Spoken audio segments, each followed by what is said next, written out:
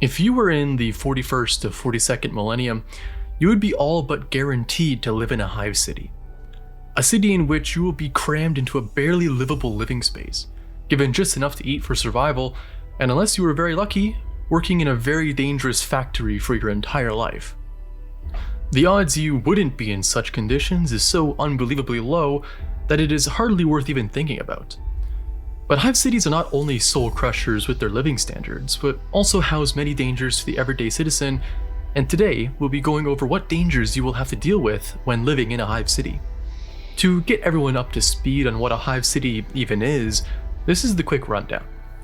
A hive city is a type of mass human habitation colony that dates back to the age of technology, and it's the main mode of human habitation in the Imperium.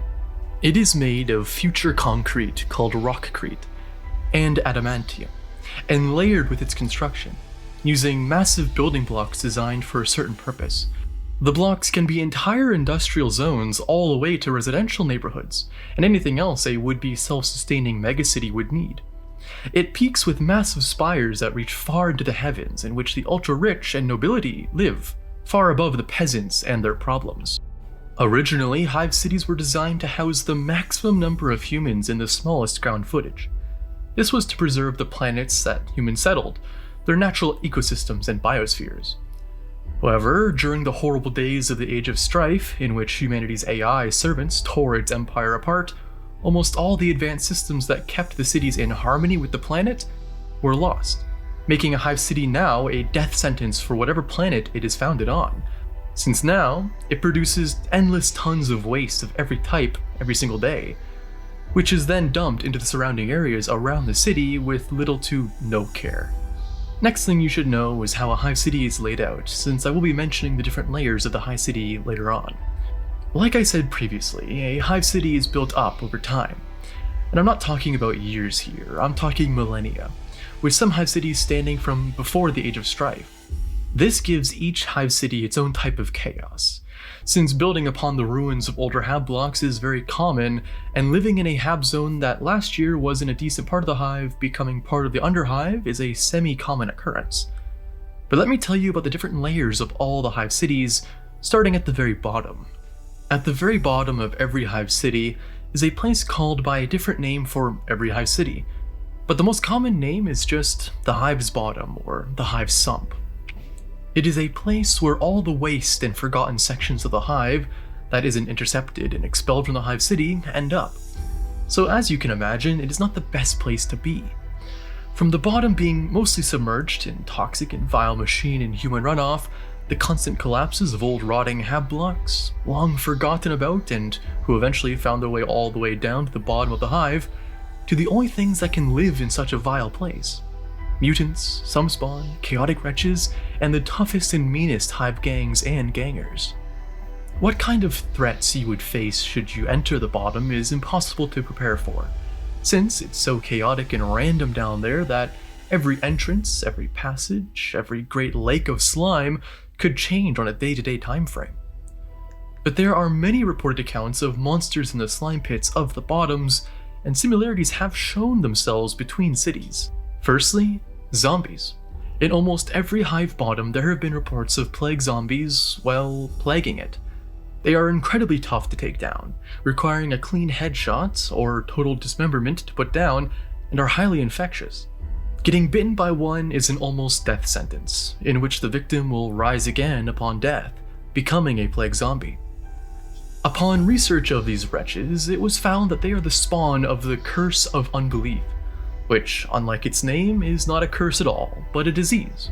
Created, of course, by the plague god Nurgle, it causes a rapid degradation of the host's skin and organs, all the while turning the unfortunate into a mindless, raving, half-dead monster, always searching for uninfected flesh to satisfy its hunger.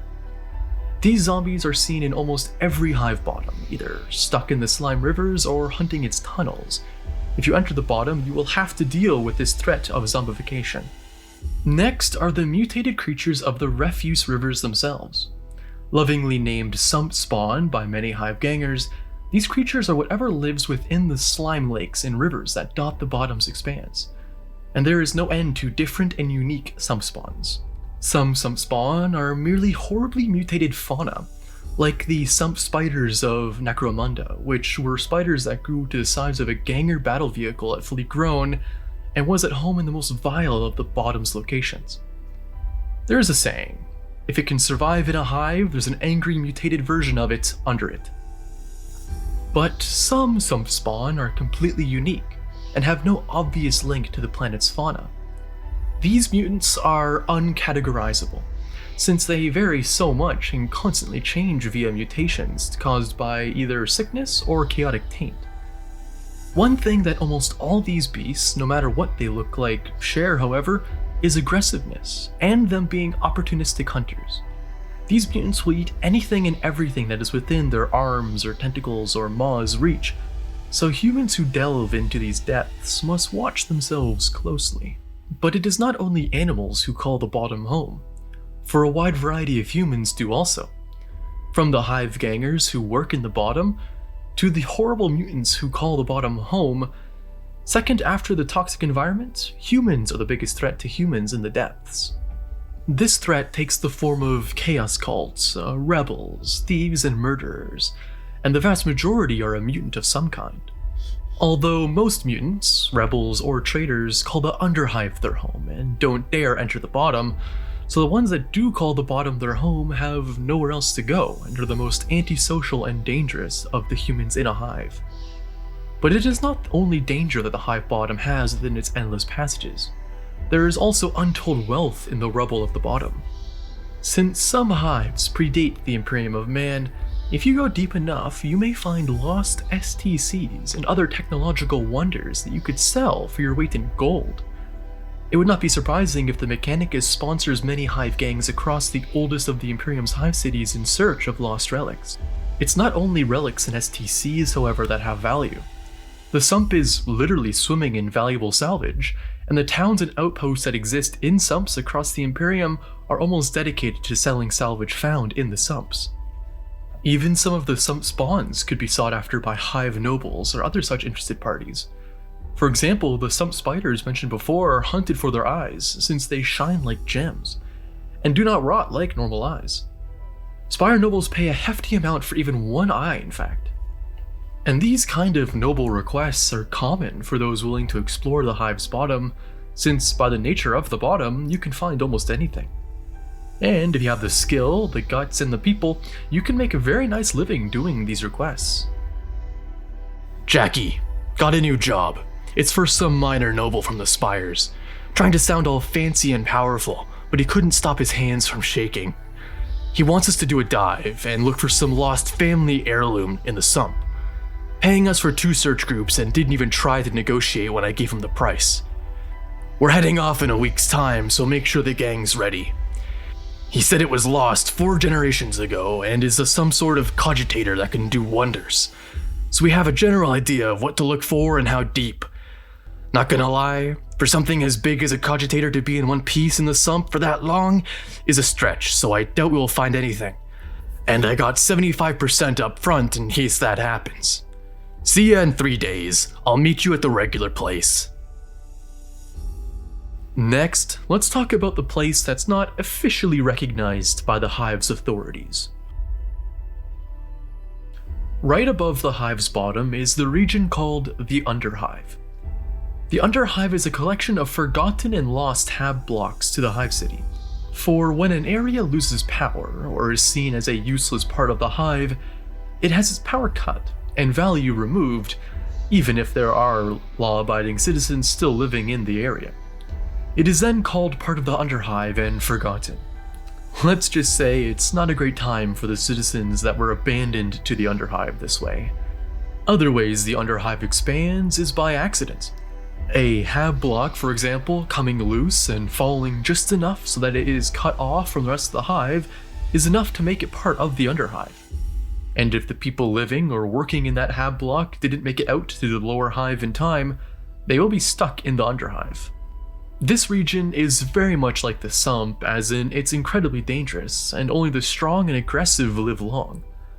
But unlike the sump, instead of the environment, monsters and mutants being the main cause of untimely death, it is gang violence, chaos, and xenocult violence, and starvation that are the main causes of death here.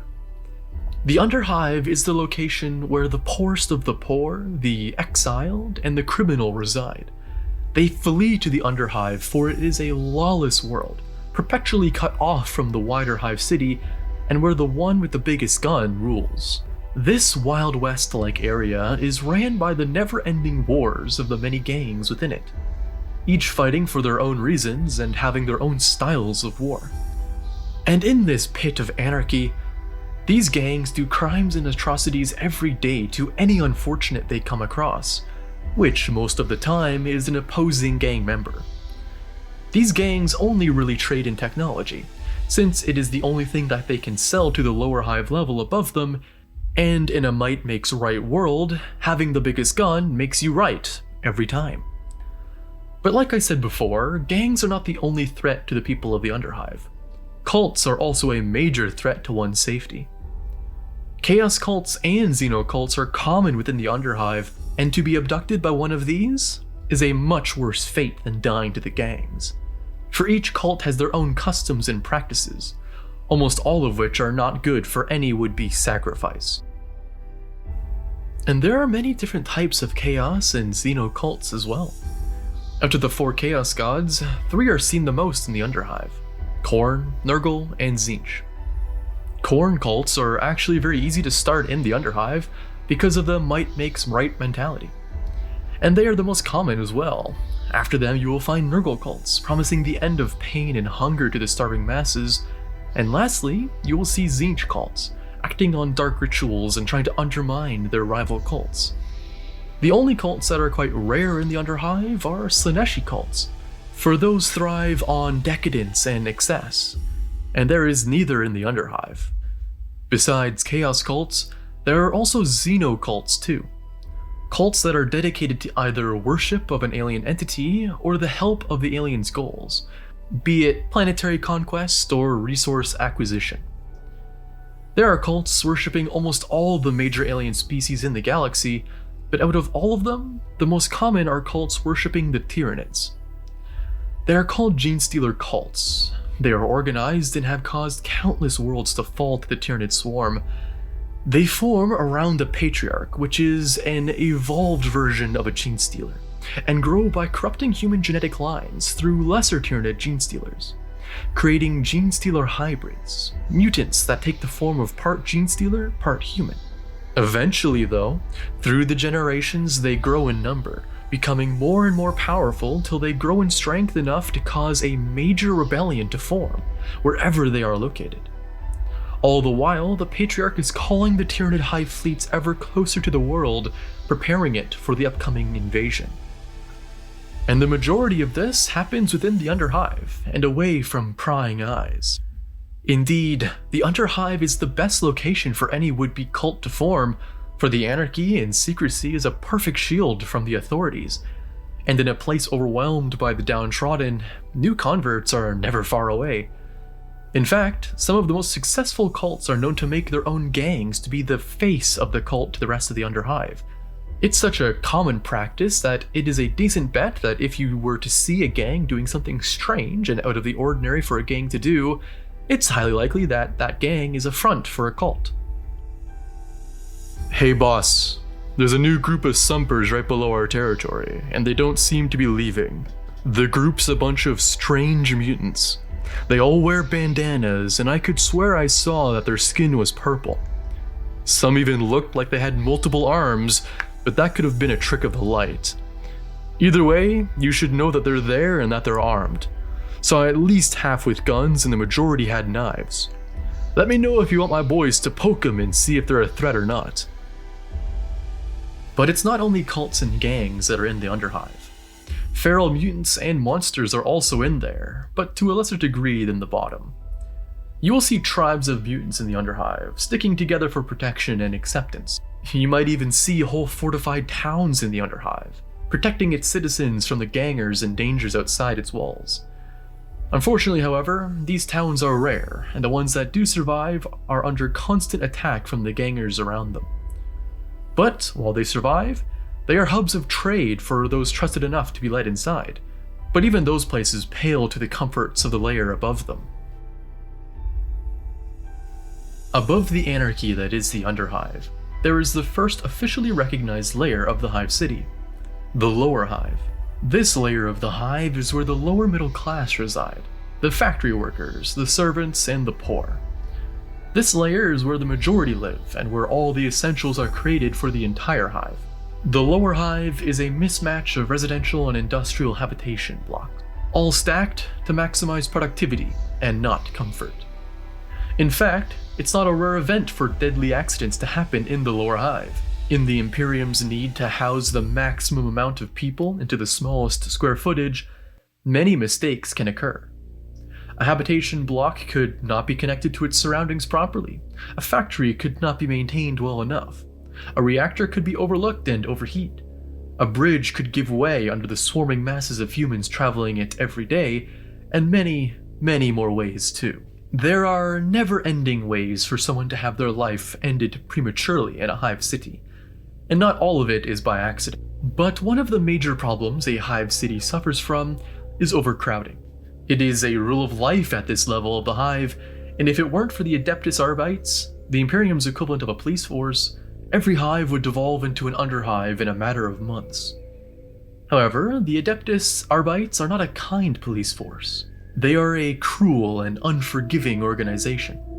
They see the worst humanity has to offer on an almost daily basis, so unsurprisingly, even the most righteous recruit becomes a cynical, bitter officer eventually. Only the most iron-willed officer can hold onto their hope for a just future and whatever else they thought they could change when they originally joined the Adeptus Arbites. However they feel about humanity, they are to act as judge, jury, and executioner. They enforce the Lex Imperialis to the lower hives with a brutal efficiency, to the point in which most of the time taking only minutes to even seconds to pronounce a judgment.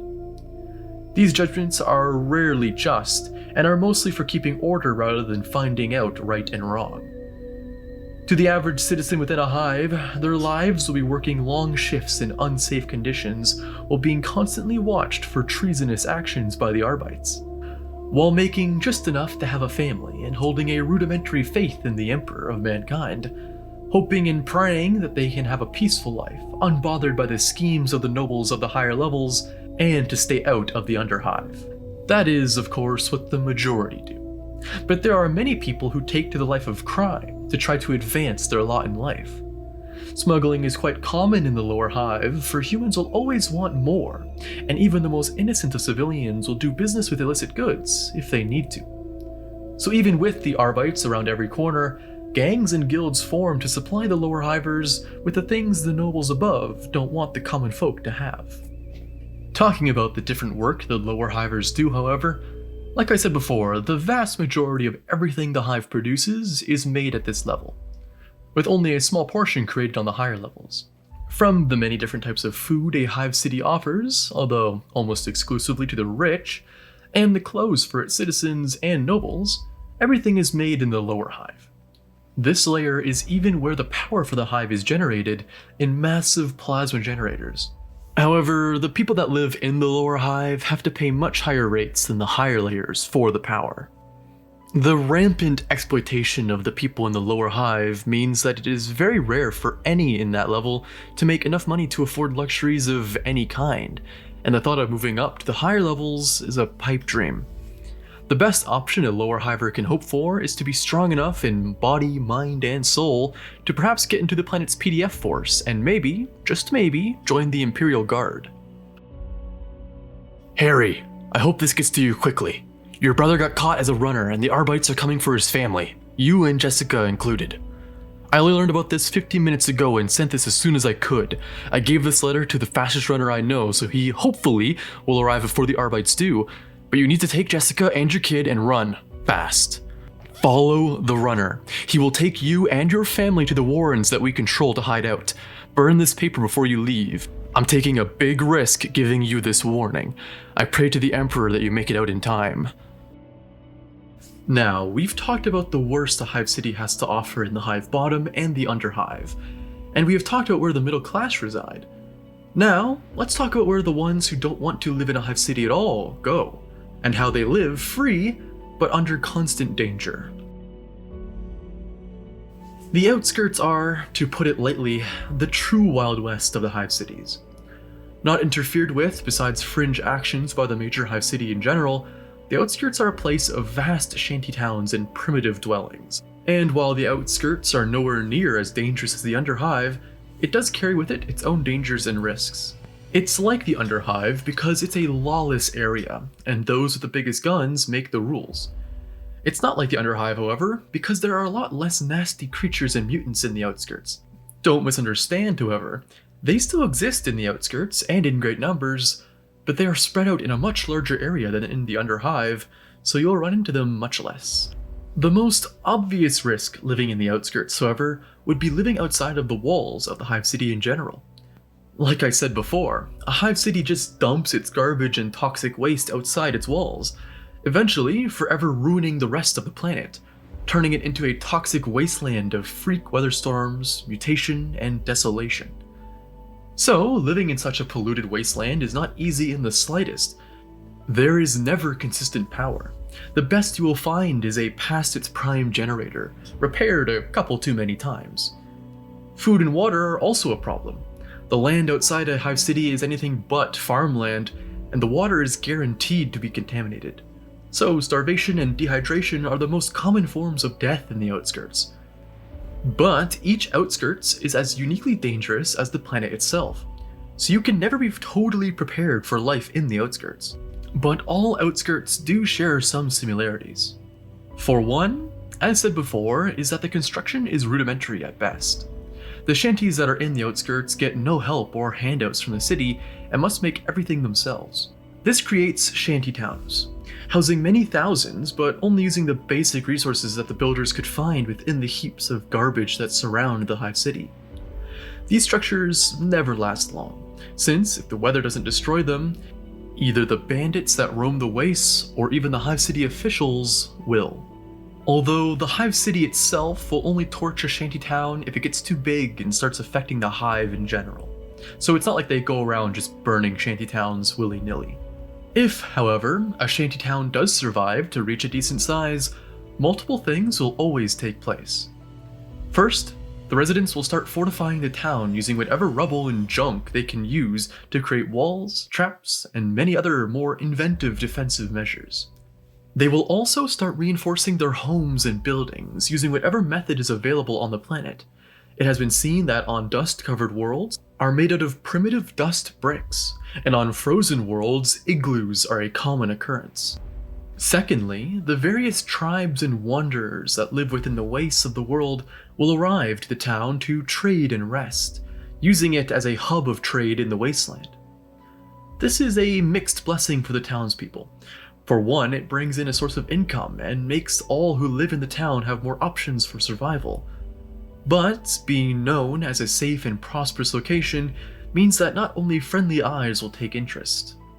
Raiders and gangs will plague the shanty town and will loot it for all it's worth if allowed. Also, the town will attract more vagabonds that wish to settle in the town, making it physically bigger, and in turn will cause the town to attract the attention of the Hive City officials, bringing another threat to the town. However, while the town is still standing, it does have a government, and while most of these are nothing more than a chief or a tyrant, there is always a type of government in place to keep the town from tearing itself apart as a lawless land tends to do. But that's enough talk about the downtrodden of the Hive. Now it's time to talk about the people who actually have an enjoyable life in the Hive City's walls. The upper hivers. Compared to the lower hive, the upper hive could be seen as a different planet. Every single problem the lower levels face is non-existent in the upper hive. Power is free with no limit on usage. Space is abundant, with small families having the same space as entire family trees would have in the lower hive. Security is impressive, making it so that even kids could run around the streets with little fear of abductions or attacks, or anything else the lower hive's children would have to deal with. And most importantly, the lower hive's wretchedness is out of direct sight, keeping the residents nice and happy. The people who live here are considered the middle to upper middle class of the imperial socioeconomic structure, being mainly top factory managers, hive administrators, top Adeptus Arbeit judges, and other important individuals in keeping the hive running properly. This area is without a doubt the safest location in the entire hive to live in, for even though there are power struggles between the different nobles, you only slightly have to worry about getting stabbed in the street. And even if a noble does lose a particularly violent political game, the most common form of consequence is exile to the lower levels of the hive, rather than death. That does not mean if you live in this layer, you have life on easy street though. There is limited room in the upper hive, and there are always people wanting to move up to it. This is the power struggles mentioned before. The people there have to constantly play the political game to keep their position in the upper hive, be that bribery, threats, alliances, assassination, or blackmail. Living in the upper hive means you can never become complacent, and it is quite stressful keeping up in the fast world of politics. Despite that stress, the upper hive is also known to be a strikingly beautiful level of the hive, featuring many luxurious amenities like gardens, parks, amphitheaters, and many more. This is, of course, to keep the nobles happy in their life and death games, and also keeping them feeling like they are above the petty lower classes that they like to look down on every day. Talking about the nobles' mentalities, this is the level where Slaaneshi cults tend to pop up the most. With the atmosphere of better than those below me being at an almost all-time high at this level, and the people here valuing art and the finer things in life, Slaaneshi cultists find this area fertile grounds for their temptations. And honestly, out of all the chaos cults that plague a hive city, the Slaaneshi ones can be the most insidious, for it targets the leaders of the city, corrupting the ones that have power and influence over the hive city's daily functions, and damning them for eternity. It's so bad that I'd bet that out of every 100 hive cities in the Imperium, Slaanesh has an influence in the upper hives of 60 of them. And while most are not big because of the Inquisition's constant vigilance, they are there, and even a small cult can do massive damage to a hive city left unchecked. It's such a common threat that the very security that keeps the streets of the upper hive free of petty criminals might just be inquisitorial agents, keeping an eye on the nobles and their ever-changing interests. It has been confirmed. Dear Inquisitor Elistel, in my investigations, it has been confirmed that there is indeed a chaotic influence upon the hive city Belfoil Secundus. From what I've seen, it is a relatively new influence, originating from the upper hive and slowly spreading within. Presently, I have only connected 8 nobles to this new cult, but there may be more behind the curtain. I highly recommend you send reinforcements to flush out this taint before it corrupts more of the hive's administration, causing a potentially violent situation. Please respond quickly, for we may yet nip this problem in the bud. Let's lastly talk about the real leaders in the hive cities of the Imperium, and where they live. The spires. The spires are the very top of the hive city, breaching the cloud layer in some places to give its residents the most pristine view of the hive and the world. This is reserved for the top in imperial society, being the layer that the imperial nobles, industrial barons, merchant lords, navigator lords, and any other important lords and ladies of the hive live in. The spires are also where notable guests from off-world would be housed during their stay. This, I assume, is for a multitude of reasons, like boasting about the hive elite's wealth, and to perhaps curry favor with the more powerful who are visiting. This level is a stunning example of human opulence, the very buildings themselves being art pieces, and only the best being served to its residents. Truly, nothing is skimped on this level. The food is the best of the best. Each family is able to have massive mansions akin to the 2nd century. The medical care at this level makes only the worst of the worst diseases and only the most gruesome injuries fatal. Even the most impoverished hive city spire is incredibly ornate, featuring ballrooms, theater, gardens, and entertainment that the lower hive could not even dream of. Indeed, Some of these buildings cost more to construct than the entire wealth of the lower hive, and sometimes even the upper hive's total wealth as well. A hive city is an incredible system that could, if it wanted to, support a decent standard of living for a vast amount of people. But, in the vast amount of cases, the hive leadership exploit the people and live lives off the broken backs of their people. It's such a standard way of doing things for the elite that even on planets with a benevolent planetary governor, this style of exploitation persists. But it is not all drinking wine the price of a starship in the spires. There is a reason why I called the upper hive the safest place to live, and not the spires themselves. The reason is because the political maneuvering and rivalries that the upper hive take part in are nothing to the brutal power games that go on in the spires. It has been said that the spires are more dangerous to live in than the underhive long term, for in the underhive, you might get stabbed for a day's rations, but in the spire, you might lose your very soul for a petty insult. For only the merciless and calculating have even the slightest chance to live a long life in the spires. It is an impossible web of alliances, rivalries, greed, blackmail, and backstabs, and many new spire residents have unknowingly sided with a particular group of spire nobles without even knowing what the sides are, putting their hat into rings that they couldn't possibly understand at the time, and now expected to do their part in plans they have no knowledge of. Honestly, to be a new spire resident is to have your whole family's necks on the line while blindly stumbling in the dark, hoping you don't make a mistake you don't even know you made. So, as you can tell, the spires are dominated by existing families. Those families who were taught to know the political webs of the spire since they were able to walk, and therefore have the best chance of survival. But it's not only physical injury that can befall an unfortunate resident of the spires. But first, you must understand just how wealthy these nobles really are. It's so grand that every family holds one or more entire sub-levels within their mansions that are dedicated to the storage of strange and powerful relics. Either ancient human or Xeno, it does not matter. Spire nobles hoard any and all power they find, and are very willing to use what they have collected to deal with unwanted rivals. The worst part for any unfortunate to have a relic pointed towards them is that they are esoteric by nature. Meaning, if one was used, the authorities will have a hard time identifying what caused the sudden explosion or random combustion of the victim. But do not fear. Your fellow spire nobles are not the only threat you will face living in the spires. For anyone who lives in the spires are prime targets for any cult and rebel movement. And each cult will use a different tactic to try to either gain your allegiance or just kill you to send a message. Thankfully, the only groups that would attempt your life right away would be rebel groups bent on overthrowing the current leadership and Cornish cults. But with what the others will do to you, you might just wish you had died first.